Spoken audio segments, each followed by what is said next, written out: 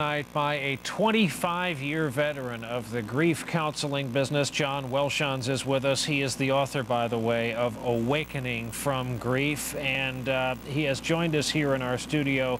John, first of all, let's take the last point in the piece first. Do you agree with the contention that for some people, exercise may be the best way, at least to begin dealing with this? Oh, absolutely, Brian. It certainly works for me, I know that. And it's a wonderful way to get the energies in the body moving in a way that's much healthier.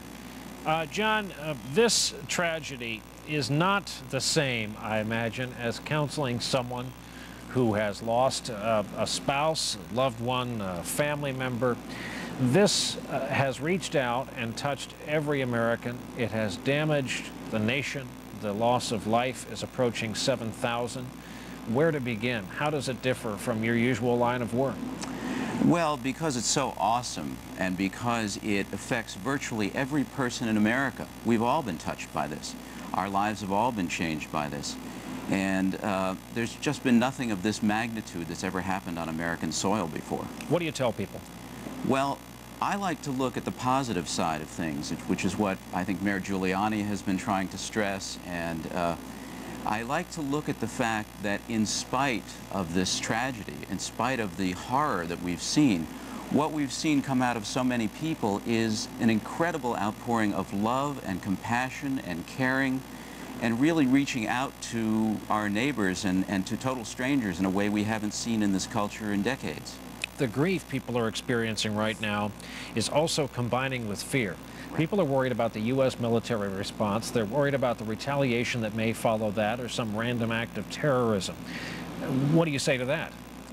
Well, I say that the fact of the matter is that life has always been dangerous and life has always been uncertain. We've never had any guarantees about how long any one of us is going to live or how long our loved ones are going to live.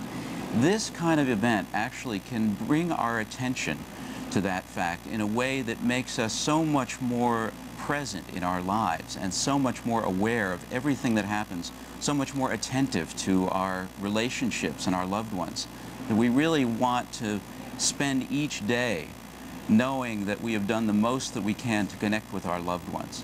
Do you think the mayor of New York has someone telling him these very same things, a John Welshons who can say to him, here are the buttons to push publicly for the people of the city?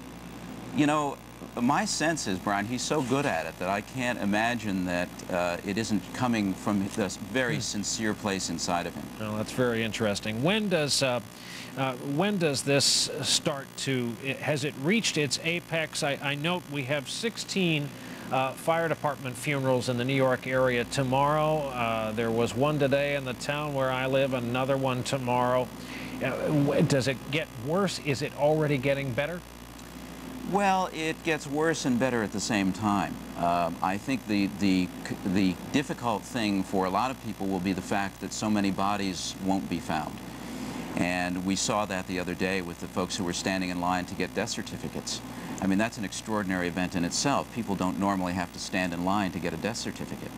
And to get a death certificate in a death that's uncertain in this way can be very confusing to people and very upsetting.